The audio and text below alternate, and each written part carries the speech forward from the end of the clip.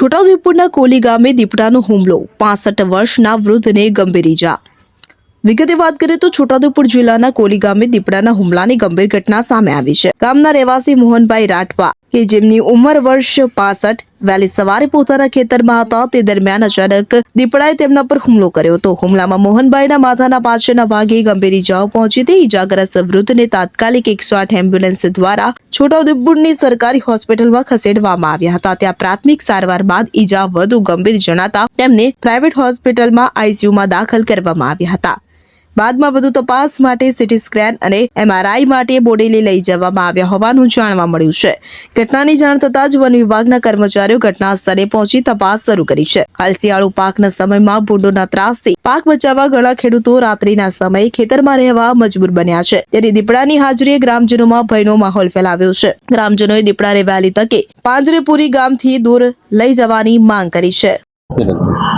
આજ રોજ 28/1/2026 ના રોજ મારા પિતાશ્રી સવારે ઉઠીને ખેતર બાજુ દાંતણ કરતા કરતા ખેતરમાં જોવા ગયા ત્યારે અચાનક દીપડાએ હુમલો કરતા મારા પપ્પાને માથામાં ઈજા થઈ છે અને પાછળના ભાગ બોચીમાં ઈજા થઈ છે અને મારા પપ્પાએ જમીનમાં નીચે પડીને બૂમા પાડતા મારા નાના ભાઈ રાકેશભાઈએ દૂધ ડેરીએથી આવતા એમને ખબર પડી કે કોઈ બૂમ પાડે છે।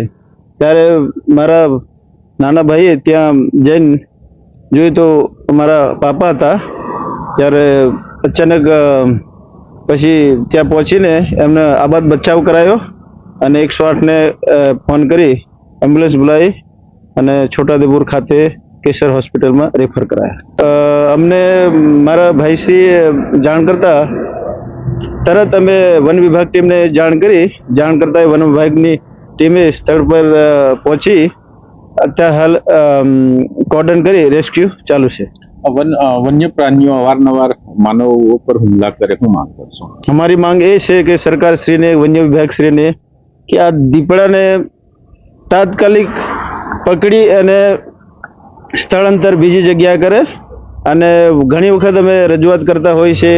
હમણાં 10 દિવસ પહેલા મારા કોલી ગામમાં, ઘોઘાદે ગામમાં, કેડી ગામમાં બકરાને પકડ્યા। બકરાને પકડતા પકડતા હવે માનવ ભક્ષી થઈ ગયા, હવે મનુષ્યોને પકડે છે।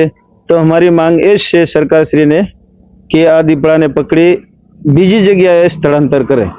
વન વિભાગની કામગીરી અમે જ્યારે વન વિભાગ ટીમને ફોન કર્યો તો તાત્કાલિક પહોંચી ગઈ છે અને હજુ બી અમુક જે સાધનો એમની પાસે નથી એ પ્રોવાઈડ કરે એ અમારી માંગણી છે। શકીલ બલોચ, છોટાઉદેપુર।